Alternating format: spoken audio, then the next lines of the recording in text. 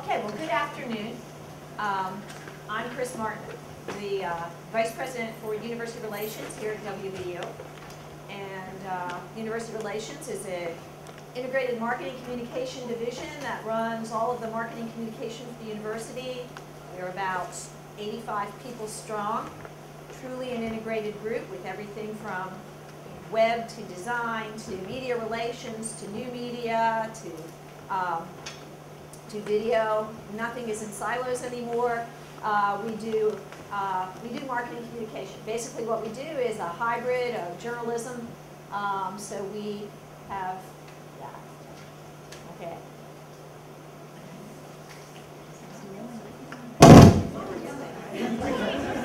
Thank you.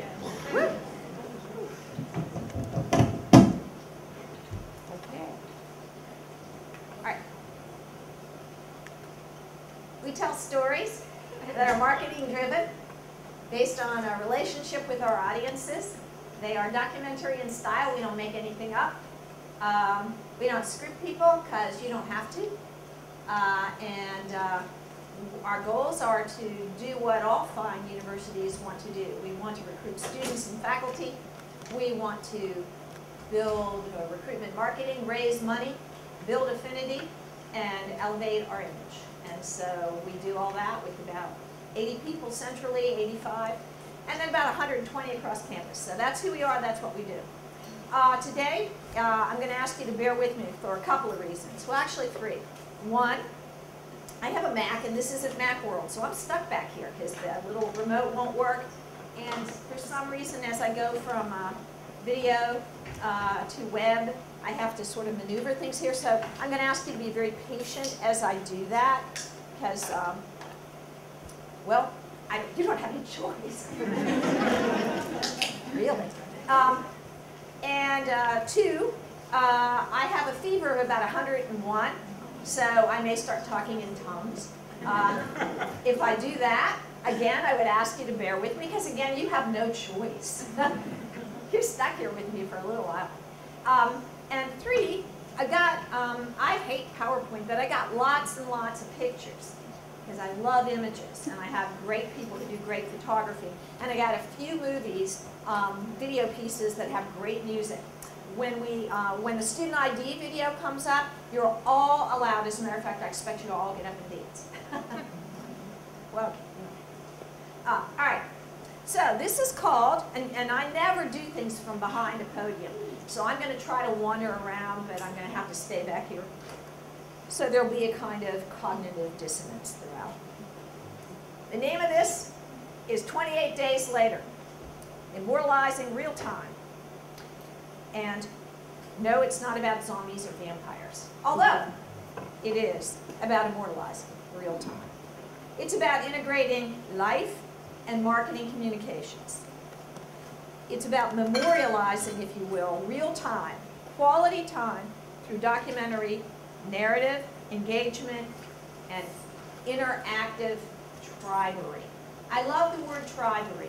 Tribery is one of my favorite concepts in what we do in building brand, because in a social mediated atmosphere, in a time when the audience are the people formerly known as audience, at a time when in a nonprofit our power and strength comes from building a sense of association, and at a university particularly, where there is an affinity with audience to begin with that grows as you build a sense of tribe. Tribery is essentially the concept that makes it work and that helps us to build our goals. Now, creating tribe, building the networks and the iconography to grow and sustain brand identity is a cradle-to-grave prospect. And so what I want to talk to you about is, I want to talk to you about building tribery through a universe of tiny stories. Because truthfully, it is how we build a sense of affinity. It's not by telling people to do it. It's not by asking people to do it. It's by telling stories, the stories of ourselves and others. And this is going to be about building tribery through telling stories. What it's not going to be about Well, and it's going to be particularly, it's going to focus on something. I'm going to focus on an event. I'm going to focus on events. Now, I'm going to talk about the single most important and pivotal event in the life cycle of a university. The single and most important and pivotal moment in the life cycle of a university is commencement. There is no more important day. There is no more important time. It is very important for the people who are graduating, obviously, and their parents who are so happy that after 4, 5, 6, 7, or 8 years, they are now going to be able to send their kids off for at least a year before they come back home and need to be supported. It's a very important time for a university in terms of building affinity with donors and alumni. Alumni are the second most important audience at commencement because alumni are gathered back into the tribe. It is a time to reaffirm tribal bonding. Everyone who is an alum has graduated. Everyone who is graduating is becoming an alum. People are moving from one tribe to another. A larger tribe is happening. So that event, commencement, is an exceedingly important event in the life cycle of a university for fundraising and affinity building. Extremely important.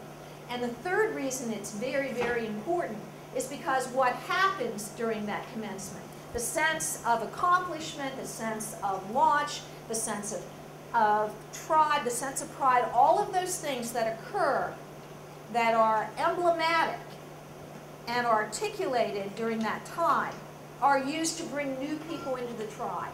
It is one of the single most important times in the life cycle of a university to build recruitment marketing because it is the emblem of success. You make it. You're proud, you are happy, and you turn pro.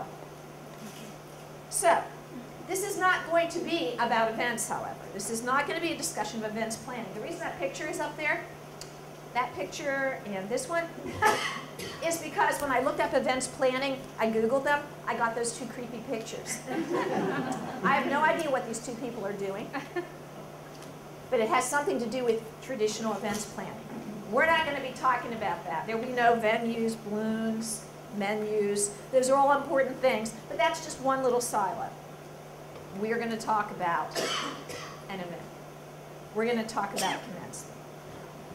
We're going to talk about the ultimate time for ROI, for return on investment on everything that's been spent and invested from students, parents, faculty, donors, alumni, friends. Graduation, that's it. Nothing is bigger. Nothing is more important. We hold 17 of them here at WVU over 3 days. Yes, imagine the logistics. 17. We hold them in various places for all the schools and colleges in various parts of them. Yes, that is Cajun. A couple thousand faculty and staff sigh in relief as the accumulated tribes gather in Morgantown to mark the day. It is a day for parents, it is a day for faculty, it is a day for the university to celebrate and to sell itself. That's broad. There is nothing more important, truly, than this one day or 2 days. There's nothing more important to parents and to our future alums. Yes, people cry. Yeah. It is important to capitalize. So, normally every year we do these 17 commencements and we bring people in and the people in events do an amazing job of planning and organizing and inviting, and we do media relations, and then we have live webcasts that sometimes the parents watch and sometimes they don't, but there is an enormous amount of technical crews on the ground, traffic everywhere for one day. This year, we decided that with all that expense, all that investment, and all the possible ROI that commencement could bring, we decided to try to immortalize, to capitalize, to build tribery around commencement. And thus, we decided to embark on what we called Commencement Palooza. This poor man, Morgan Copeland, is our unofficial head of marketing and campaigns. His real title is social media manager, but he's really a campaign manager and a marketer. And he wanted a chance to lead a project. So he said, how about if I do something with commencement? And I said, sure, go ahead. And so Morgan, see how happy he looks in that picture. Little did he know that he would embark, that's the whiteboard from one of our early sessions, that he would embark on a campaign that built a universe of brand. A campaign that started in January with planning, design, conceptualization, creative briefs, and that went live as an interactive campaign with students the 1st of May, and is still continuing as an interactive interface with students, faculty, parents, and graduates. This universe of brand, which was called memories.wvu, consisted of an entire array of video productions, print and video, multimedia of all kind, a series of Pinterest boards, some tabletops, and on-campus marketing. It included messaging that was directed specifically to alums, or targeted more specifically to alums, messaging that was targeted specifically to students, messaging that was targeted to an unknown audience, for example, like Pinterest, which we really didn't know the audience. We knew that it wasn't a young audience, but we were trying to build on it. So, we built out of this a campaign called Memories, and what we also built was a lesson, a lot of lessons in integrating life with marketing communications on a ridiculously grand scale. You know how people tell you that if you knew how hard something was going to be, you wouldn't do it? Or that the people who are most successful are people who don't know what they can't do? That was all at play in this, okay? This was a huge project which started with one word. We got together in groups, we started whiteboards, we tried to decide what will be the focus of this crazy mashup of stuff. And the focus was nostalgia.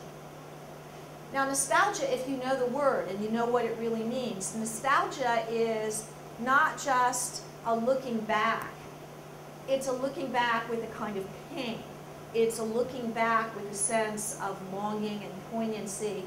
It is truly an interesting idea for commencement, because the people who are most nostalgic are not the alums.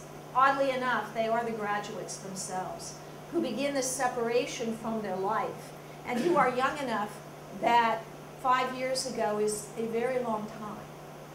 And it's fraught with romance, and it's fraught with longing already. So nostalgia became the word that focused memories. We put together a group of teams who ended up looking like this by the time they were done. The teams were set up. The teams each team consisted of a writer, a video producer, a web geek, a strategist, videographers, photographers. So the teams themselves were true integrated I teams. Each team was tasked with coming up with a couple of projects that as a whole helped to contribute to this entire sense of nostalgia, and also to build this interactive campaign that would encompass April through May and then beyond.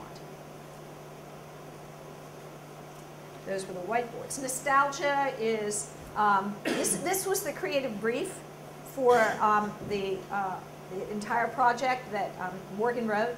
After a long day, after a bad fight, after a win, after a loss, after a step forward, after a step backward, after it's all said and done, we reflect.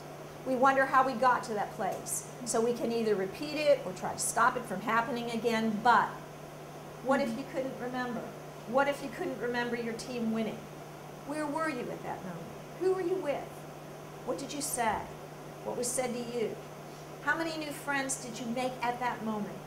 At the end of the day, it feels like things just happen, as if it's all a coincidence, but that's not true. You make things happen. You choose to participate.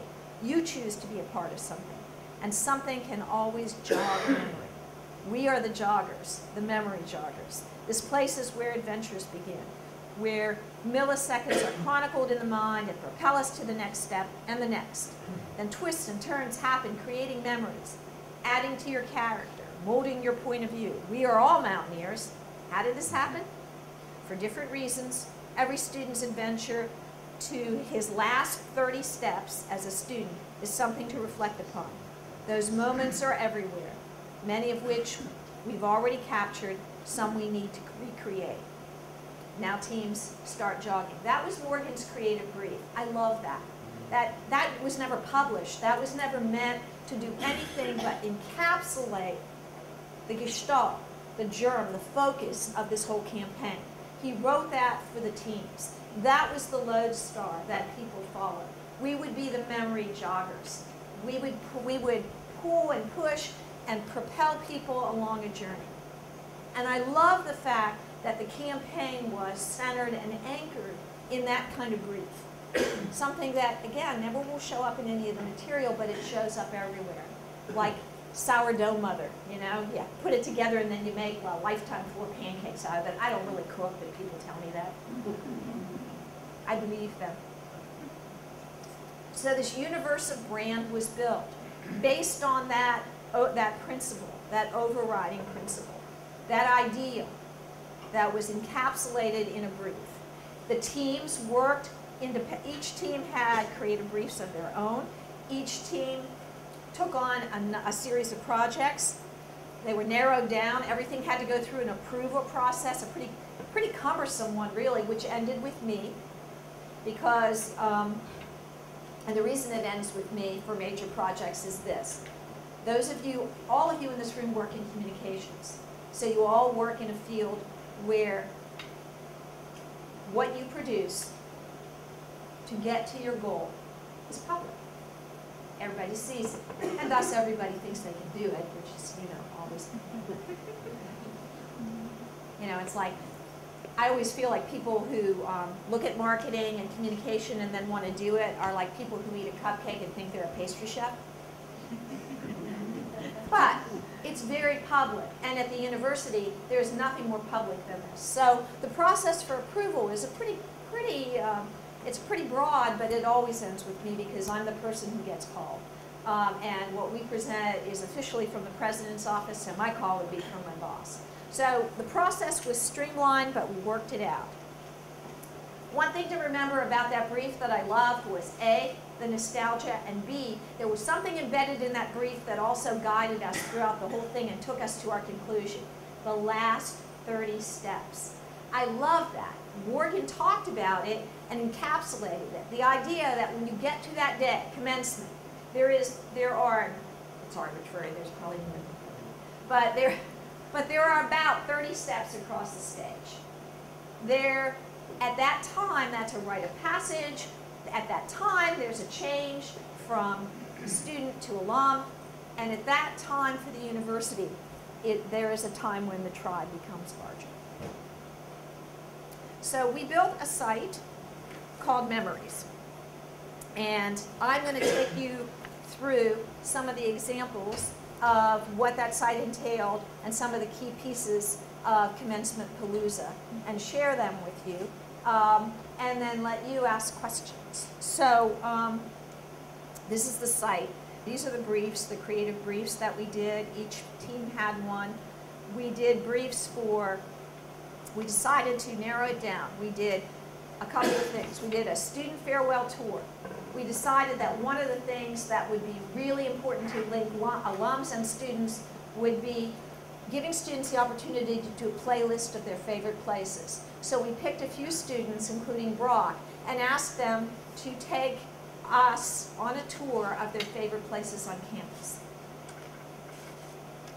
We did an ID card video. One of the things that we knew when we talked to students that would be a mark, a measure of who they were, was to their ID card. How many here kept your ID card? Yeah, I still have mine, and it's like 150 years old. That ID card is this fabulous, fabulous emblem. You know, it is who you were when you started barely out of footy pajamas. And it's true. The change that occurs in college is enormous. And then there's you at the other end. So we decided that we wanted to memorialize that in some way. We wanted an interactive component, and so the WVU code was a Twitter, Facebook-based opportunity for students to contribute their feelings, to contribute. We asked a lot of questions that we put out on social media, and students got to an opportunity to build them through hashtags on Twitter, and then also we used Storify to put Facebook posts and Twitter hashtags and build these, this larger story through Storify. We actually built tabletops with little messages on them that we put across campus. They had pictures of buildings, like this one is a picture of Woodburn, and it says, "Dear graduates, if I had arms, I'd give you a hug." And these were put across campus with the website and the May 1st launch date.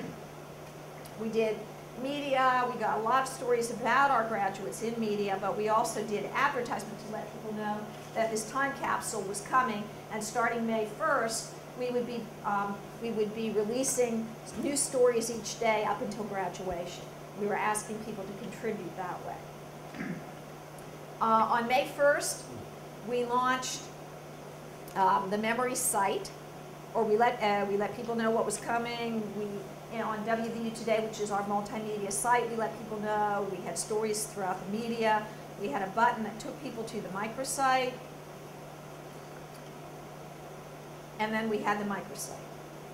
It didn't look like this at the very beginning. Each day, if you look at the top, starting on May 1st, we put a new component of the microsite up so that people had something to keep going back to the site for. This was a way to aggregate all of our work and keep people using it. We sent out messages to every alum through the Foundation's database, to every student through Mix, through our Facebook account, through Twitter, faculty, staff, and students, traditional media as well. One of the more traditional components of this is something called Meet the Graduates. Last year, one of our most popular features was to do print stories about graduates, little features. This year we did multimedia pieces. They had video, audio, and we did 5 students, I believe.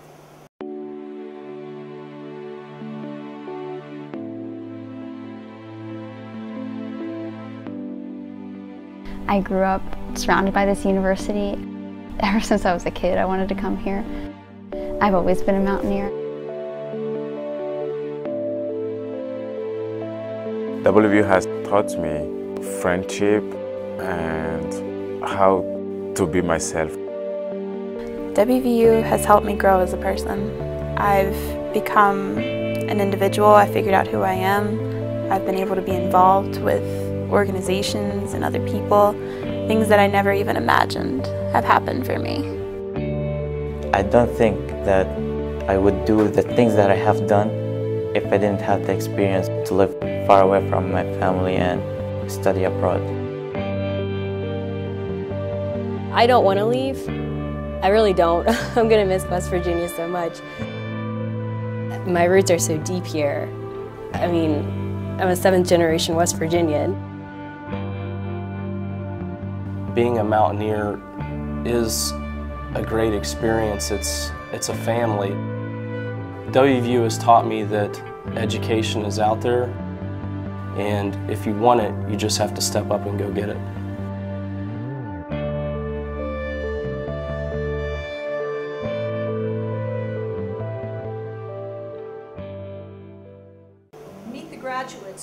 was a piece that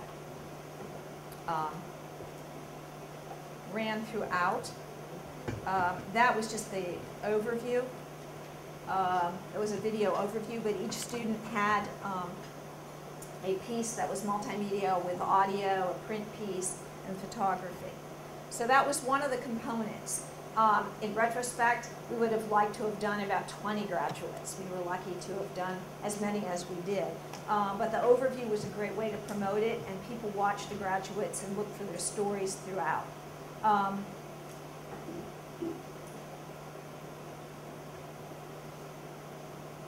May 1st, we assessed. If you can't measure it, you might as well not do it. We assessed the homepage. On May 1st, we had 1,810 visits from 1,633 unique visitors who looked at 5,465 page views. That's on May 1st, the first kickoff day, which made for an average of 3.02 visits per visit, and they stayed on the site for an average of 3.3 minutes. That's a low bounce rate, so we were pleased with that. We measured as we went along. We wanted to see and assess everything that we put out with each component. And this gives you a little bit of a larger view on this from the opening day on May 1st. We looked at other schools too. We compared ourselves to other Big 12 schools. The only one that had as much success with a social media plan was Kansas. Most people didn't do a lot of social media. They did some, but not in a campaign like this. But we measured ourselves as we went. We have done some assessment and we'll continue to do it as we move ahead. Each of the students and the graduates had a component that was print, multimedia, and then we did an assessment of each one. The next thing we did was we asked students. The next component that we did was we asked students to do a farewell tour. We wanted a playlist of people's favorite places. This is great for recruitment marketing. Not only is it great for building affinity and tribery among the students who are in the group, but when you're recruiting students to come to WVU, if you have current students building an accumulation of favorite spots, a kind of playlist, if you will, of what they love and what they like to do, then it's a great tool. And so it's a great ongoing tool for us. And so we built a series of stories that were students doing their farewell tour. Then we measured them. We had Amadou Touré, who was a student from Africa. We measured, he had the lowest number with 606 times. This is, these are old stats though, but nonetheless, we had a pretty vibrant, interface. Kelly's had 913 watches. Meet the Graduates had 2,063 views. Vast majority were referrals from wvu.edu, followed by YouTube proper at 416. Even though it wasn't put on the West Virginia Facebook page, it was viewed from Facebook 57 times. 189 of all views came from a mobile device. I have all these statistics, and I'll share them with you in the slides, but I just wanted to give you a sense. The most popular one was Brock, no surprise. Brock became an icon for us throughout his time at WVU, partly because he's the quintessential mountaineer, and because he was born to be a mountaineer. He literally was born to be a mountaineer. So I'll show you Brock's piece. This is his farewell tour.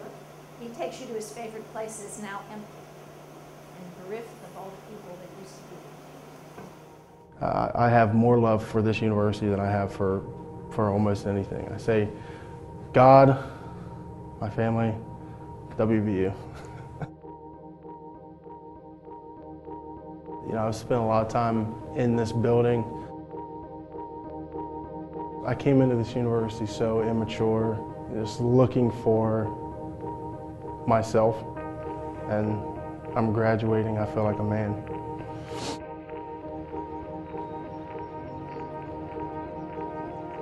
Walking through downtown campus, classes are changed, students are hustling and bustling to class. Everyone knows that sound. Walking through the mountain lair, there's always something happening in the mountain lair. You know, when I became the Mountaineer, I thought that I would change the Mountaineer. Had a lot of ideas about how to make the Mountaineer better, but in the end, the Mountaineer changed me.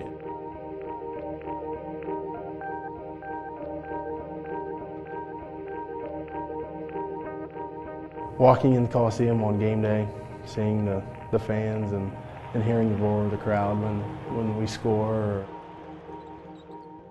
I was around people every single day that I was the Mountaineer. You know, when I took the buckskins off for the last time, you know that that's it. You know that you're finished. So, Brock was the most popular. The others were a little different. They were actually tours of favorite places on campus. We did several students. But Brock really took people on a tour of those places where his life as a Mountaineer was most public and visited them empty and quiet. And Brock's was the most popular, but they all did very well. And these will continue to be used. These are great opportunities to use in recruitment marketing. We have a newly remodeled visitor center. If you get a chance before you leave, go and see it. It's loaded with interactive and video, and we will use the farewell tours, we'll use the student, meet the graduates, we'll use all of this, will get repurposed. That's thus the zombie-like quality that you can't kill it at least for a year or two. And these are great pieces. They give students, prospective students, a sense of not just what you get here, but what it's like to try on the university, what it feels like to be a student. You know, to try on. Years ago, I used to love Nike Town. They don't do it anymore because of insurance issues, but if you went to Chicago to the Magnificent Mile, you could go into the big Nike store and you could try on the shoes and play basketball or run on the track. And, you know, I'm like really not an athlete, so I loved it because I pretend. And then they had to stop doing it because people got hurt. But the visitor center and our recruitment marketing, we always like to think about that as trying on the shoes. So this is a way to try on the buckskins with Brock. This was extremely popular. This had the most views. We measured it and assessed it. And a majority of the views came the day that it was announced. People waited for this particular video because, again, Brock is a part of the iconography. Facebook, we had a lot of interactivity where people talked to Brock throughout Facebook, so I just captured a few of these. People liked it, people shared it across Facebook. Here are some of the table tents and the pictures that we used across campus to let the campus talk to prospective students and to encourage them to visit the microsite. Everything from the Mountain Lair Plaza to, I love Stewart Hall, or Woodburn Hall, that would give them a hug. The stadium. By the way, and I can tell you, but don't tell anyone, because I know this is very private. We had one with the PRT car, and it said, sorry I made you late a couple of times, but I'll miss you. And then when the facilities guys saw it, they wouldn't let us do it. So. Boo. But the thing to remember about that, and about, you all laugh because that's real. You know, there's not pretending that everything works perfectly at a university. It's part of the real gestalt of a university. And with the Brock pieces and all the student pieces, nothing is scripted. We never script anybody. It's all interview and capture with camera. We don't script anybody because people will reveal their hearts if you let them. And just like the PRT will reveal its true colors if you let it to. Damn those facilities guys, they have no sense of humor. We even measured the tabletops, we looked at how many people visited those, how many people came to the site from them. So I'm just showing you that everything was assessed. We tried Pinterest. We decided to build some boards and get people to help us. Anybody in here use Pinterest? Yes. Okay. Pinterest is a great experiment. It is the second most popular social media platform in the country. I was a big skeptic. I don't cook. What would I be putting recipes on there for? you know, it's some kind of girly thing. I had a vacation a couple of weeks ago. I got on Pinterest. I have not gotten off. Okay, I'm bored. I build them in my spare time. I dream about them. It taps into some human hard wiring we have to build taxonomies and collections and then open the boxes and share them with everybody else. But it doesn't skew to a young audience. So, you know, yet. So we tried it, and we're working with Pinterest. Tommy, who works with Tommy, thank you for your help here. Tommy's an inadvertent helper. He showed up and got put to work. We tried some things with Pinterest, building boards. It was not particularly successful. But we're going to experiment with it over next year, and actually we're going to work with the journalism school to look about building some boards around disciplines, around journalism, and looking at how those boards might be a great way to train new people or to show them the tricks of the trade, everything from beats and tools. But anyway, Pinterest, we played, we tried. We do a lot of purposeful play. Okay. Then we decided for alumni, we decided that we wanted to target them, and at the same time, our students who are graduating, who oddly enough feel nostalgic for a university that didn't exist, because it's a time full of that delicious, sad, wonderful, poignant nostalgia. So what we did is we got some photographs of the campus from back in the day, and we got students to take the photographs to the area where to do a sort of then and now comparison. And we figured that this would be a fabulous way to let our alums get a look at what the university looks like now, looked like then. So let me show you this. I love this one.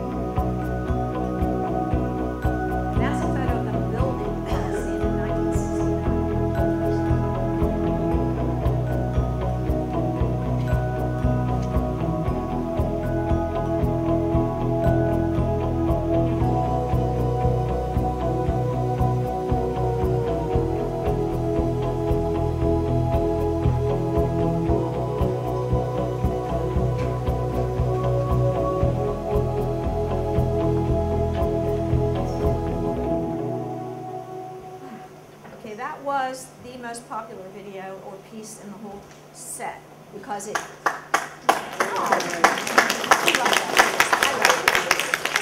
It's a lovely piece, and people enjoy it. It is the most popular of the pieces. We took the stats on that as well, and they were enormously good. For the WVU code, we prompted tweet questions. We had questions May 3rd. We put the code together. It continues to be popular. We made a mistake, though. Somehow the hashtags at hashtag WVURED are not being archived, so in our post-mort we're trying to figure that out. But the WVU code was beautiful. People shared their thoughts. They talked about what made a mountaineer. They talked about what was important to them as a graduate.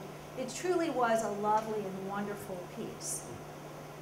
I'm not going to go through all the stats. I'll share this with you, but we listed day-by-day breakdown of the code and the questions.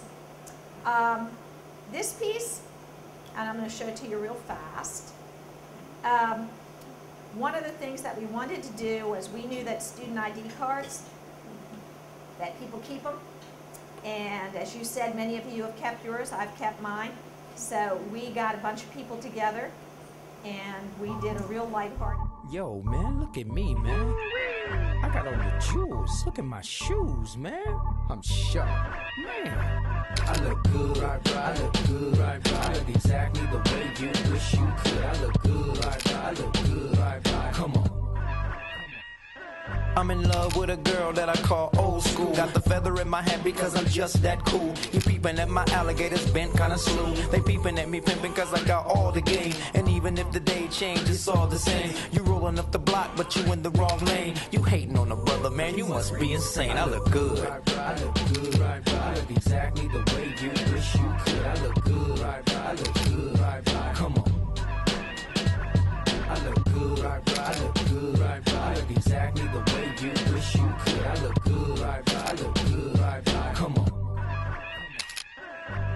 Joe said that I'm the best in the West. I got the girl singing, damn, look at how he dressed. No need to guess, just bless my finesse. I keep him in a mess, all up in this caress.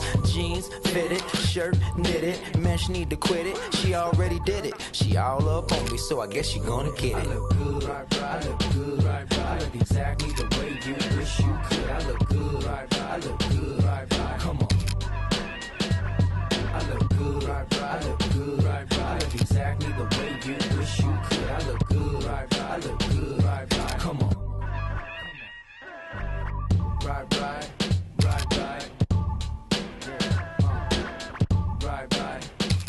come on.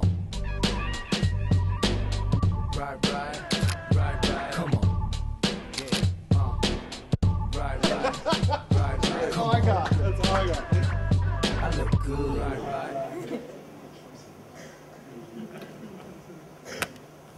Needless to say, that was a very popular piece with current students. We will use that in recruitment marketing for many years to come. And Brock continues to be one of our favorites. This was a great piece. We also, at the pre-convene for the 17 graduations, where students have to sit for an hour, like 2 hours. Those of you who've been here know how long it takes. We used a lot of these videos, particularly this one in the pre-convene, and we had other shots of people with their ID cards, so we had those on the screen to help people to while away the hours. There's Brock, I love that. We also assessed that. So, we did all this work, we assessed as we went, we continued to move, we continued to focus, and then we got down to the end. It was graduation day, and we were ready to roll, and we had rolled pretty much out of energy. But guess what? At graduation, we also had lots of accumulated, we also had other things that were tied into it. We timed our alumni magazine, which we also produced, to come out exactly a week before commencement. So we had an alumni magazine on every seat of every graduate. Normally it takes a year almost to get your alumni magazine. We had them produced, we put them on every single seat. We had a special cover made for the graduates that said, you know, alum, your first magazine. So it actually had a special cover for the graduates. So when you sat down in that seat and you joined that new tribe, there was a magazine there saying, welcome, you're a part of this new tribe. So we had the magazine, which this time featured, was the big issue because we're going to the Big 12. We made sure that we continued to focus on WVU Today. But we had one last thing to do, and we had no energy left. This whole idea started with the last 30 steps. So way back in the early planning, back in January, we said, and we'll end it with the big crescendo. We'll go and we'll have teams cover every one of those 17 graduations, and we will get photographs and video, and we will build a greatest hits compilation piece called The Last 30 Steps, which not to be confused with the Hitchcock movie, The 39 Steps, which is real creepy and you don't want to see that. So we had this big plan, and we had a bunch of people who had no freaking energy left, as you can imagine. So it took Morgan Copeland, bless his heart, got them back together and gave people the charge, and good people armed with good intentions and a great sense of creativity and spirit went back out there, and they put together, we didn't know what we were going to do. You know, is it a slideshow, is it video? So we went out and we got all kinds of stuff and came back, and this was the last goodbye. We're in this thing. We're in this thing. We're in this thing together. If you're near or far from home, you will never be alone. We're in this thing. We're in this thing together. Together. If you're near or far from home, you will never be alone. We're in this thing. We're in this thing together.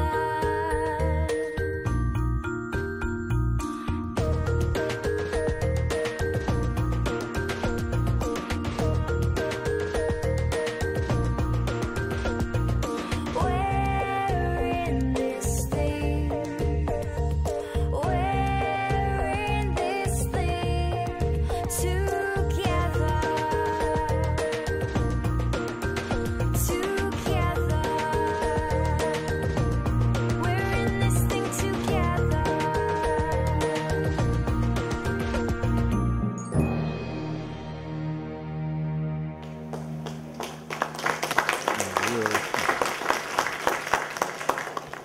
I cry every time I watch that dang thing. So, the bottom line is this. And notice the music, which we found, and it's canned music, was We're in this thing together, which is perfect because it's about tribery.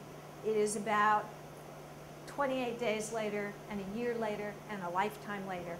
It's about using true integrated marketing communication, no separation of advertising and PR and marketing over here, all glommed together with a live event, because there's nothing like live events, tied in with all the social media interface into something that has a life well beyond those 17 events, to give people and a university a sense of the tribe, a sense of being together, of belonging.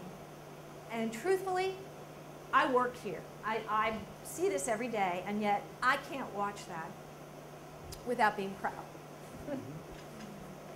So that's the show. Thank you for putting up with me in my fevered state. The good news about this, though, as they say about commencement, it's not an end, but a beginning. So we have an entire year of using all of these things to bring people to us, to open their hearts to the university, to open their pocketbooks so that we can keep doing this over and over, and to open their minds about who we are and what we'll be. So, I will entertain any questions you have in the very brief time, and I'll make sure that everybody can get a copy of the assessment slides. Thank you. Yes? How did you choose the students who were included in the little video clips? A number of ways. All year long, we do auditions in the Mountain Lair. We, at various times, will put something in the newspaper saying we're looking for students to use in marketing. So we put the word out. People come and we do little interviews with them. So we have people on tap all the time. And we did a series of interviews. Tommy, were you involved in those? Casting call. Yeah. Casting call. And we had specific casting call for this one as well. But we also, as we market students all year long, we have people in the hopper who we know are very good on camera, who have great stories. So a combination of ways. We also have, do it through social media. We get word out, people share information. We always tell people when we interview them that it's not guaranteed they will be in a piece, but that we will use them in various ways so they don't get disappointed. Some people are better than others. But we never have a dearth of people who are amazing and who say incredible things, because we never script anyone. Now, we have people who do great interviews. Part of having an integrated marketing team that does this kind of work is you have to have people who are very good at interviewing, because people don't just, people do a lot of, yeah. So you need people who know how to elicit great sound bites and great stories, and so you need those people in your team. But yeah, we constantly are feeding the beast. And luckily we have 33,000 students. So. Yes? I was just wondering how large your staff is. It's a big staff. I work in an independent school, and I'm kind of a one-man woman show. I'm spinning with ideas, but it's like, oh my God, where do we begin? Well, we have a big staff. I mean, we have probably all told about 85 to 90 people, but we do myriad stuff. I mean, we're doing everything from recruitment, marketing, and trademark licensing to, all of the recruitment marketing for the whole university, foundation work and the capital campaign coming up, which all of this will be a part of. But the point is that as we're doing hiring now, as we hire new people, I find that the market is full of people who have a multiplicity of skills. It used to be you hired a video person, or a print designer. And so if you didn't have the funds and the means to get 10 people, you couldn't have someone who could do all of this work. Now, when we hire people, people we get are usually skilled in about 3 or 4 areas. So really, even if you have a small staff, if you are judicious in how you hire, you can find people, particularly if you're willing to hire people and not worry about experience. And I keep telling people this. If you don't have a lot of money in this market, don't be concerned, 5 years, 10 years experience. You could get someone with 10 years of experience who doesn't know how to do anything. You get somebody right out of school who can do has 5 skill sets. You hire them, you've got an entire staff. So this is a good time, really, for small staffs, because if you're willing to hire right out of school and you have the right work environment, you can get people who have a multiplicity of skill and talent. I would say that outsourcing stuff is harder. It's very hard, I've found, to find good creative that you can outsource. The other problem with outsourcing is, because I've just had an experience with a group on campus who hired some people to do outsourcing, and they're very professional, but when you're dealing with something emotional like a university or a school, they don't know you. So the DNA of who you are does not, it doesn't proliferate through the work. They come and they interview people, but they don't know your beating heart. And part of why this stuff works is because the people who do it love the place. They know the place. So it's better to try to find a person that you can pull on board. The other thing is, even if you don't pay a lot, and God knows we don't pay huge salaries here at the university, if you give people opportunities to do things that they would not do normally, like this kind of multimedia opportunity to go. I mean, Morgan got to do what it was his challenge. Do what you want to do. Just make it work. But a lot of times you'll find a lot of people who want to work in that environment. They want to do purposeful play. They want to experiment. And so we've been building a team like that from people who really want that chance. Anything else? Well, I thank you all really very, very much.